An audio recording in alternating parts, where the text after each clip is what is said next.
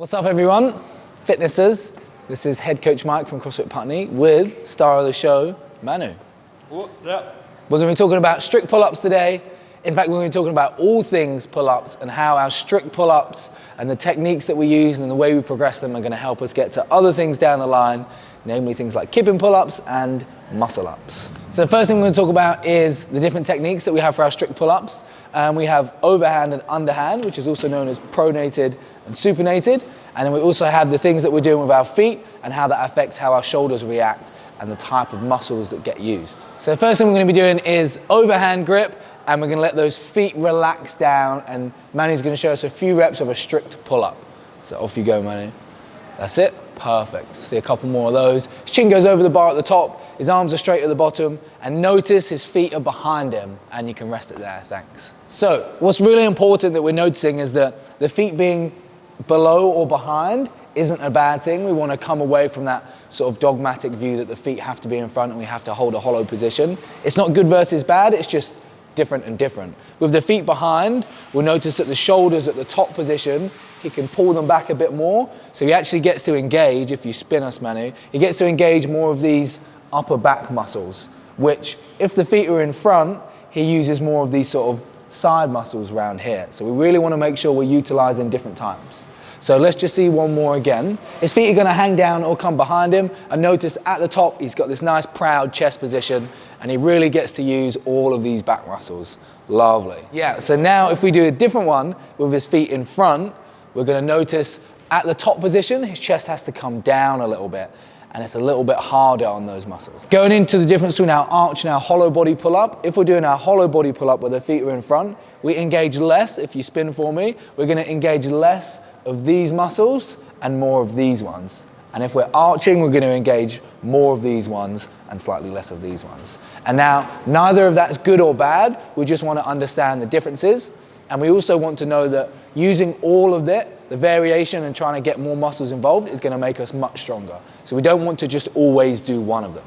On top of that, we're going to talk about grip changes and how that can change things as well. So, when you're ready, Manu, let's see arch position, underhand. So now the main thing we're going to see is he's going to use a lot more of his biceps. Good, Manu, lovely stuff. Good, and you can rest it there, perfect. So underhand is going to get a bit more of the biceps, overhand is going to get a little bit less of the biceps and a little bit more of the sort of front forearm section. Now this time we're going to do underhand and feet in front of the body. So now feet are underhand, he's going to keep his feet in front, and now he's going to pull up, still on the biceps, but now the shoulder's acting a little bit differently as well because he can't get that chest as proud and he can't engage some of those upper back muscles. Lovely, and you can rest it there, Manny, thanks. Luckily, he's strong at pull-ups. So we start to see the difference now. We can manipulate these techniques, which changes the variables. So we're using slightly different muscles. So with those four techniques, underhand, overhand, hollow position, and arch position, we just get slightly different muscle usage. And it's really important that we try to use all of them. We don't just want to use one of them. The first pull-up progression that we're going to do is a negative. This is where you jump yourself up and you slowly control yourself all the way down. Manu's going to demonstrate this for us. He's going to use his feet on the box to jump up, slowly lower himself all the way down till he's completely straight, reset his feet, and then he's going to show us another rep. Good. He's not going to drop at any point. He's going to maintain that control and then reset, and you can relax it there. Thanks, Manu. And our final pull-up progression that we're going to be doing is our banded pull-up. So Manu's going to show us how we set this up. You just loop the band over and you put it back through itself, and then you want to pull out any of the slack. From here, you're going to pull the band down and you get your closest foot into the band, and then you're going to get your hands on the bar, press all the way down, and then at the bottom, you're going to cover it with your other foot. So when you're ready, Manu. And then that band's going to help assist us performing those strict pull-ups. Same thing, chin above the bar, straight at the bottom, and you can still manipulate the foot position. Let's see a couple with the feet behind you now. So that band's holding you back. Perfect. And you can rest it there. And of course, you can change the grip as well by having the overhand and the underhand.